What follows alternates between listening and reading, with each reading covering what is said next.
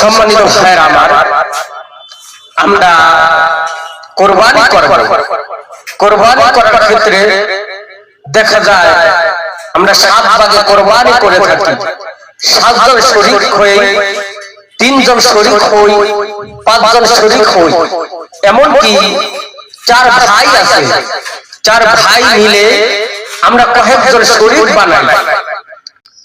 এই শরীকের ক্ষেত্রে আমি বলবো, যারা সৎ নীতিবান, যারা 5 ওয়াক্ত নামাজ পড়ে, যারা হক হালালি খায়, যিনি হকের পক্ষে আছে, তিনি হক পন্থায় টাকা উপার্জন করে, তাদেরকে আমরা নেব।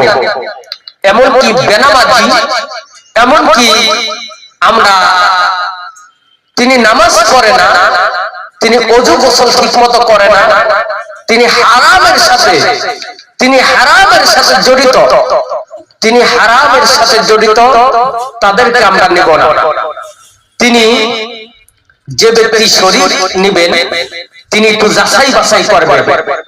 যে ব্যক্তি শরীক নিবেন, তিনি একটু যাচাই বাছাই করবেন, করে দেখবেন।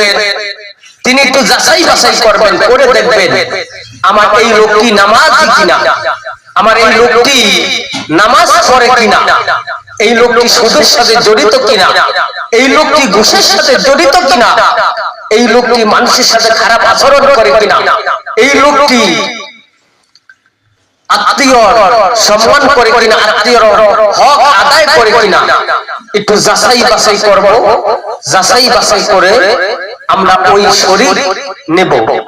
অনেক সময় দেখা যায় আত্মীয়র হক আদায় করে না, তিনি ঠিকমতো নামাজ রোজা করে না, গোসল ঠিকমতো করে না, পশ্চিম কেমন তর সেটা তিনি চিনে না, এমনকি তিনি সুদ ঘুষের সাথে লিপ্ত, বিনা অন্যায়ভাবে টাকা উপার্জন করে, হারামের টাকা, সেই হারামের টাকা দিয়ে কোরবানি করলে কোরবানি হক আদায় হবে না। আমরা চাই কোরবানির হক যেন আদায় হয়, সঠিক ভাবে কোরবানিটা যেন আমরা করতে পারি।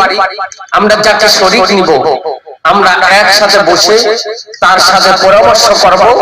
পরামর্শ করে আমরা ওই শরীক সবাই, যদি আমরা বাজারে যেতে পারি, হাটে, গরুর হাটে যেতে পারি, সবাই মিলে দেখে পছন্দ করে একটা গরু ক্রয় করব।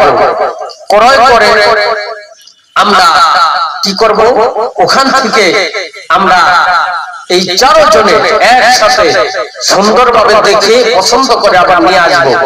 আর যদি না যেতে পারি, সবার পরামর্শ নিয়ে একসাথে, সবার পরামর্শ নিয়ে একসাথে বসে সবার মনটা ফ্রেশ রেখে আমরা ওই গরুটাকে ক্রয় করব। গরুটাকে যখন ক্রয় করব, আমরা দেখি অনেক সময় বাজার থেকে যখন গরুটা, কোরবানির গরুটা আনা হয়, টেনে হিচড়ে আনা হয়, পিটাইতে আনা হয় না ভাই। কোরবানির গরুটা বিনয়ের সাথে আদর সোহাগ করে আপনাকে আনতে হবে। অনেক সময় দেখি আমরা কোরবানির গরুটা টেনে হিচড়ে গলায় রশি লাগাইয়া মারতে মারতে আঘাত করতে করতে নিয়ে আসি। এই ধরনের কাজ করা যাবে না, কোনো আঘাত করা যাবে না। কোরবানির গরুকে কোনো আঘাত করা যাবে না, বিনয়ের সাথে আদর করে মহব্বত করে আনতে হবে। আমরা দেখি এই বিভিন্ন ট্রাকে, বিভিন্ন গাড়িতে ওঠার সময় আছড়ে হিচড়ে দুমকে পাও যদি উঠে টেনে হিচড়ে আমরা সেই ট্রাকে উঠাই, পিকআপে উঠাই। উঠানোর ক্ষেত্রে অনেক সময় গরুর পা ভেঙে যায়, গরু অসুস্থ হয়ে পড়ে। এই ধরনের কাজ করা যাবে না।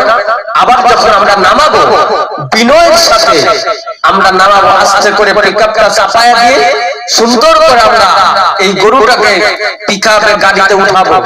অনেক সময় দেখা যায় এই গরুটাকে এমন ভাবে উঠানো হয়, পা ভেঙে যায়, হাত ভেঙে যায়, তিনি আঘাতপ্রাপ্ত হয়, তিনি অ্যাক্সিডেন্ট হয়, মারাত্মক ধরনের অ্যাক্সিডেন্ট হয়।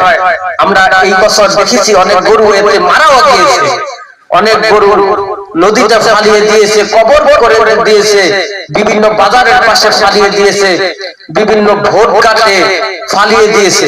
এগুলো কাজ করবো না। একটা গরু কে আঘাত করতে করতে পিকাবে উঠানোর সময় এমন ভাবে উঠাবে, একটা গরুকে আঘাত করতে করতে পিকাবে, একটা গরুকে আঘাত করতে করতে পিকাবে উঠানোর সময় এমন ভাবে উঠানো হয় না ভাই, আমরা বিনয়ের সাথে উঠাবো, পিকাবে আঘাত করব না, এই ধরনের কাজ থেকে আমরা বিরত থাকবো। আসুন আমাদের সকলকে এই আমাদের কোরবানি করার পশুদের সাথে বিনয়ের আচরণ করার তৌফিক দান করুন। ওয়া আখিরু দাওয়ানা আনিল হামদুলিল্লাহি রাব্বিল আলামিন। আসসালামু আলাইকুম ওয়া রাহমাতুল্লাহি ওয়া বারাকাতুহু।